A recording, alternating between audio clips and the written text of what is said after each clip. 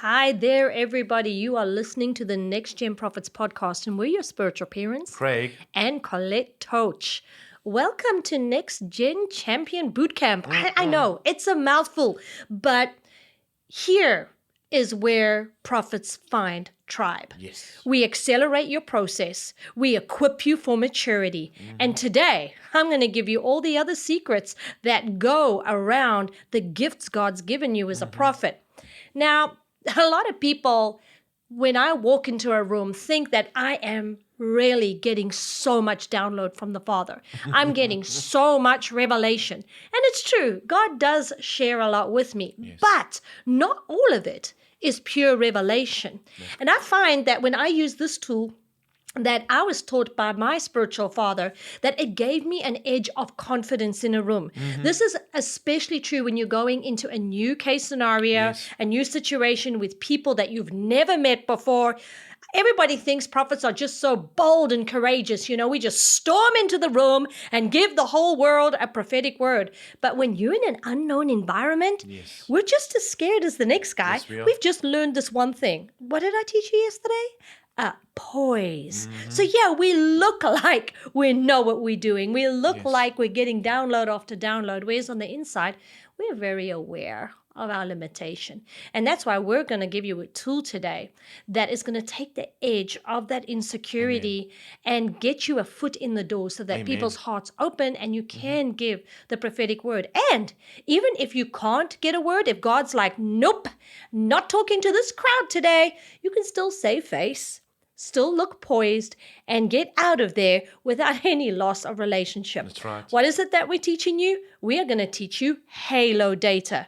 Now, we've done a teaching on halo data before on what it is. So I'm just going to throw a link down here for that podcast so you can go and check that out. It's also a teaching that I do in our Fivefold Ministry campus, if you want to go deeper in that. But I'm going to give you 5 power-packed principles that are going to boost your boldness and your poise today. And this is where you can find halo data, what we're going to teach today in the scriptures. Acts 17:22-23. And Paul's standing up and he says, "Men of Athens, I perceive that in all things you are very religious. For as I was passing through and considering the objects of your worship, I even found an altar with this inscription, 'To the unknown God.' Therefore, the one whom you worship without knowing, him I proclaim to you." This is a smart So man. good. So smart. I mean, he didn't need to get a download. He just knew how to read halo data. Yes. In fact, we see Apostle Paul doing it all the time. He used it in all his engagements with other people. You know, Colette, what I love about this and the scripture you've just shared is that it breaks away this confusion between perception and revelation. Yes. Because so often prophets think that because they perceive this person, that it's revelation and it's prophetic.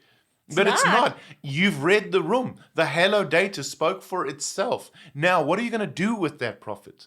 That's where you now get revelation from the Lord, not your own understanding, but from the Lord, and you start to apply it. Oh, I want to take this phrase that you just said, your own understanding. And I want to make something very clear on this podcast. We're speaking about your own understanding. Yes. This podcast isn't about getting revelation. This podcast is not about you getting a word of knowledge or wisdom from the Lord. This podcast is about what we're talking about here in Acts 17:22 that made Apostle Paul such an incredible man of God. Yes. And not just a incredible man of God, an incredible man. Why? The man had incredible perception. Yes. He could look at someone and know where they were coming from. He could connect with them.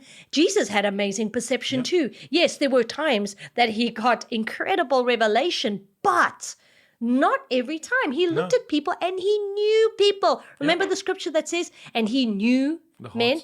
Okay, so let's separate your natural perception from your revelation as a prophet. And let's box away your spiritual revelation for a few minutes, because this natural perception I want to teach you today is going to give you the edge when you're stuck. So good. Okay, what are we doing here? Guys, what are we doing here?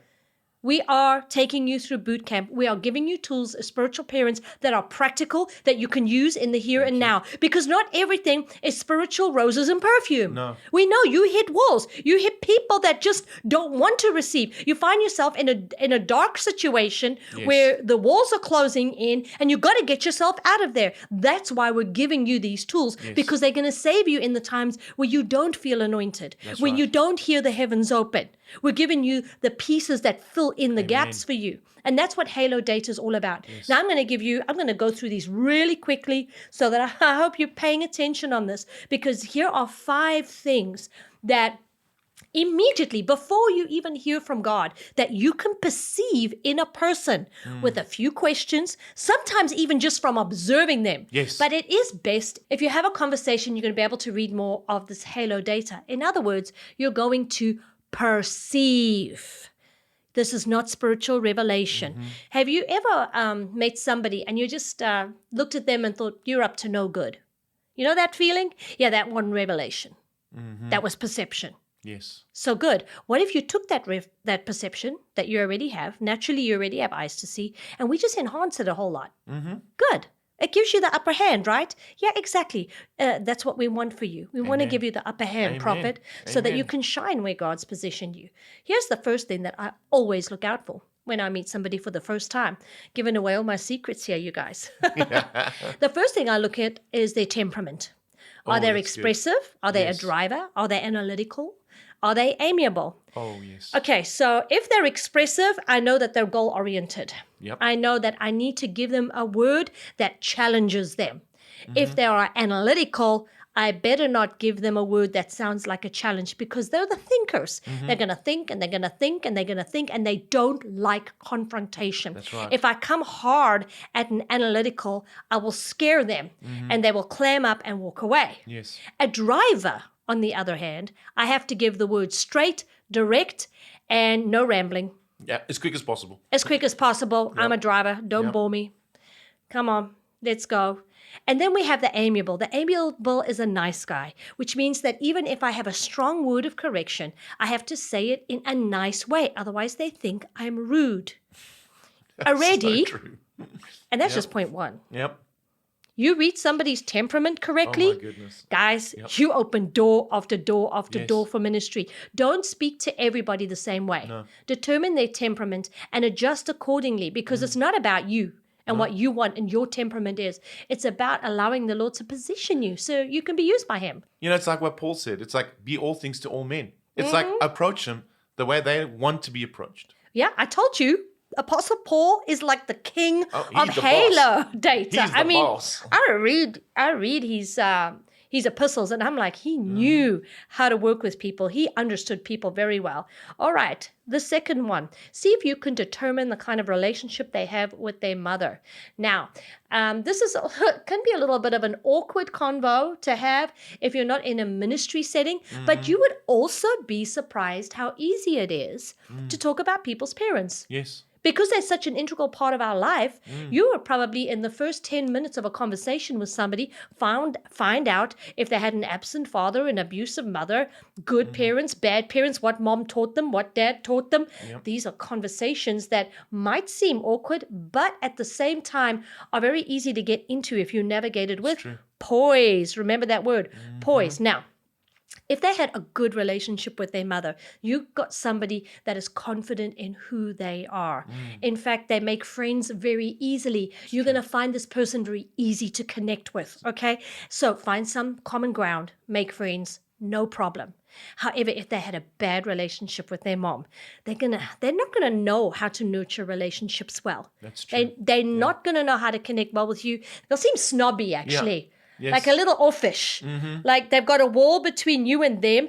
And yet, as a prophet, you feel like, I think they're trying to connect with me, but they don't know how. Yes. So when you recognize that it's just a bad relationship with their mom, well, you know how to hold yourself, how to speak to them, and where the inner healing is most likely to come from. I love how basic this is, Colette. Yeah? You know, again, this is not revelation. It's like a precursor to revelation. It is. It's like, here we are. Look at this person and understand them. Just take your eyes off yourself and look at them for a moment. Now, when it comes to the father relationship, which is our third point, and yeah, I'm going through it pretty quickly. This is what, a 15, 20-minute podcast. Yeah. I studied this in tremendous detail in the Counseling in the Trenches course in our Fivefold Ministry campus for our scholars who are listening in. And you haven't done that course yet, oh, I promise you, got a lecturer who will walk through every single one of these with you. Powerful stuff. That's great. But when you have a bad relationship with your father, you are always going to strive for recognition. You're always going to want people to see you. You're going to want people to say, good job, well done. Oh, man. But if you have a good relationship with your father, you're going to be very confident in who you are. In fact, look for the most confident, naturally confident person in the room. I promise you, this is someone that had a good relationship with their dad. Why? Because they rested in their identity. Come on, guys. Isn't that what we feel in the presence of the Father? Yes. When the Father is proud of us, we come to a peace in our identity. Somebody who had a good relationship with their dad is also going to have good relationships in their marriage with people of the opposite sex. They're not going to find it difficult to find someone to date or to marry because they're confident in who they are. So they attract the right person. But if they had a bad relationship with their dad, and especially if they were very, very bitter towards their father, I would look out for a spirit of lust.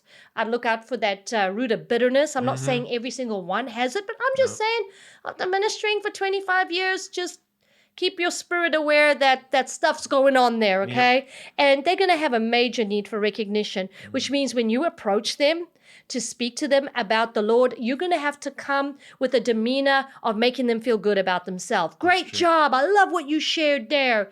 And it's not called compromise. It's called getting your eyes off yourself. Yes.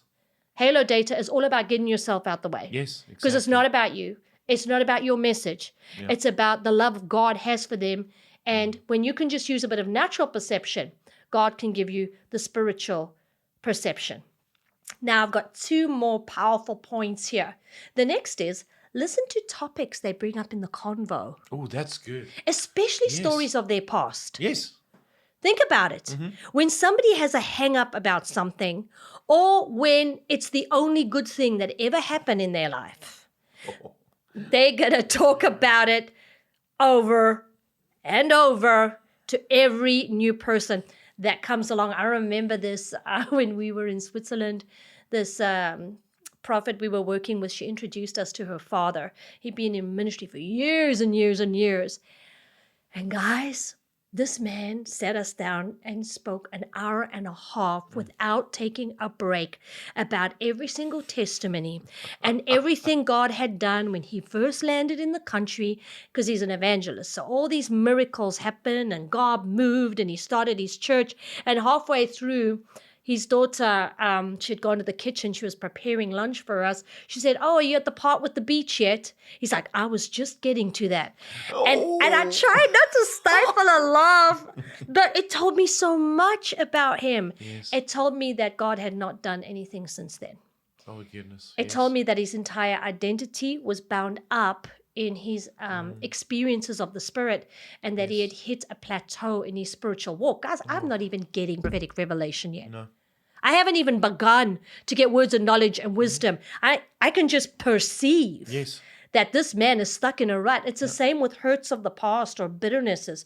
People will cling to the things that make them feel extremely good or extremely bad. Yes. And so they will always talk about that one good thing or that one terrible thing that their dad always did. Or they'll talk about their school days, their high school stories, their army days. You know, with those guys that they're still in the glory days. Oh, goodness me. There's a reason why they stuck there. Yes. That gave them identity. Good. Now you know how to reach them and hopefully get wisdom to bring them out of it.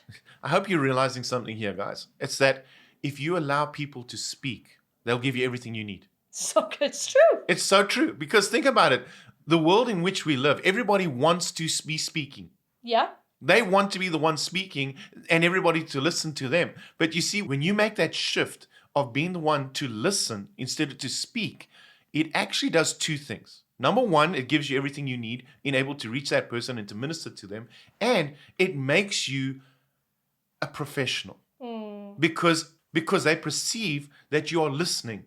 Yes. And it puts you in a good standing with them. Oh, come on. Prophet. I've given you so much here. I hope you even go and listen to this again and take notes because this is powerful It's stuff. so powerful. This is all perception. This will get you through the door. This will position you around the right people to deliver the word God's given you. And because you get to know them already by perceiving these things, it just opens their heart wide It does. for It what really God does. wants to do. Finally, the fifth point is note their appearance. The way we dress really says a lot about us. And I don't just mean the flashy dresses. Those ones are obvious. Yeah. The very flashy or the very sloppy are two kinds of people that all of us can perceive. The one Yes. that just doesn't brush their hair, they're walking around in flip-flops at church with shredded shorts and t-shirt that really their wife should have thrown away. You know, if she was a good wife like me, she would have accidentally lost that in the laundry. You know, when they first got married. Yeah, you know the shirt I'm talking about, Craig. You know?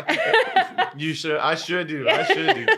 Yeah, they walk into church looking like that. And you're like, you really don't care about much, do you? You don't put any effort in. And then you've got the overdresser Yeah. who is so prim and proper and perfect. And then you're thinking, oh, okay, what, do you have something to prove? What is it you're trying to Yes. push on me here? It's so overdone. Yes. It's even inappropriate. Okay, but those are the easy ones to spot. Yeah. What about the girl that tries to dress herself down to disappear into the corner? That's good. The one that wears clothes that hides every part of her shape, very little makeup, if at all. Her hair is not messy, but it says, hide me. Just, I want to hide. I want to look like everybody else. I don't want anybody else to notice me. I just want to disappear. That tells you a lot about a person. A person that wants to hide is a person that is broken. Yes. Because when we know who we are and we feel loved, then we are a true expression of ourselves. When somebody on the outside looks like they are on the inside, you found yourself a very balanced person who's confident in So who they true. are. So They true. have a defined image on the outside because they know who they are on the inside. That's so true because they'll even hold themselves right. Yes. This is such a good point that you're bringing up here, Colette, because it's like when you see that kind of person, you'll even see how they hold themselves. They dress and hold themselves in such a specific way Yes. that if you're looking for it, it'll stand out. And this is what it's all about. It's seeing the true nature of this person so that you can reach them and minister to them. You have learned so much today. Let me give you those 5 things again. Number 1, check out their temperament so that you know how to approach them. See if you can find out a bit more about their relationship with their mom.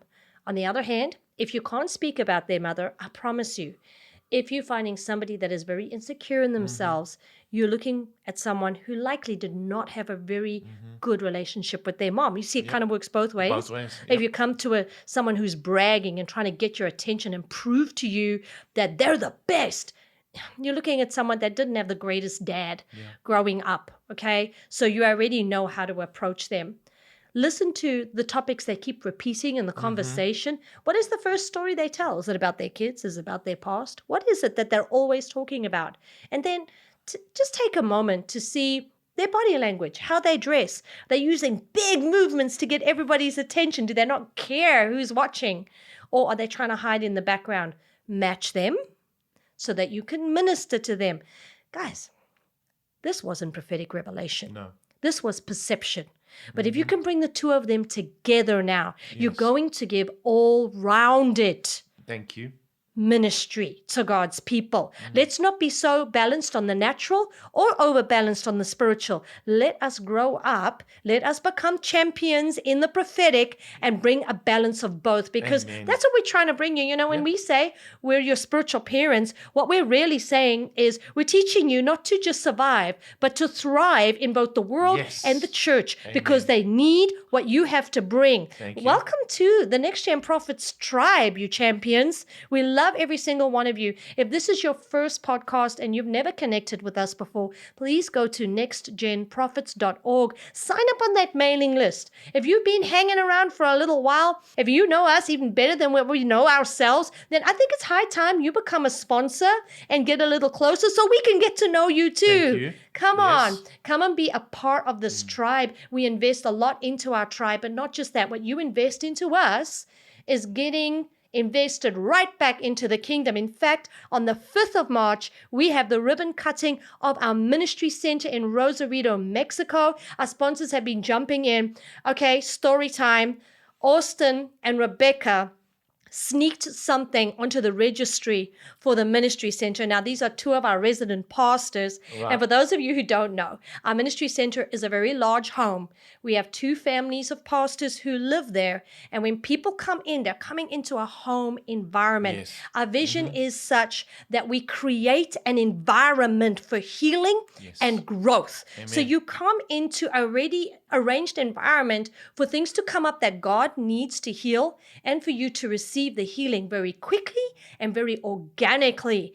And so we've been stocking the place up. We got some pictures for the wall. We got couches. We don't have any carpets yet. We did get a barbecue. We did get a barbecue, but about this item. Now, Austin and Rebecca were like, we want a waffle maker. I'm like, what, you want a waffle maker? They're, no, you know, if people come around and then we could like do a Sunday or a Saturday brunch thing and we can make waffles. I'm like, no, guys, but whatever. They put it on the registry. Well, their faith must have been high because just the other day, I saw the notification come through and one of our sponsors had bought them the waffle maker and they did the whole happy dance. And I thought, you know, Lord, you take care of the big things like the center and you take care of the little things like a waffle maker. But, you know, he's taking care of those things through our sponsors. That's right. And I know that I brag on them a lot, but it's because they mean so much to us. And I'd love to see you part of that tribe. That's right. NextGenProphets.org. Come and join us. Let's change the world together, you champions. Let's change the world. Love you guys. And we'll see you next week. Bye now.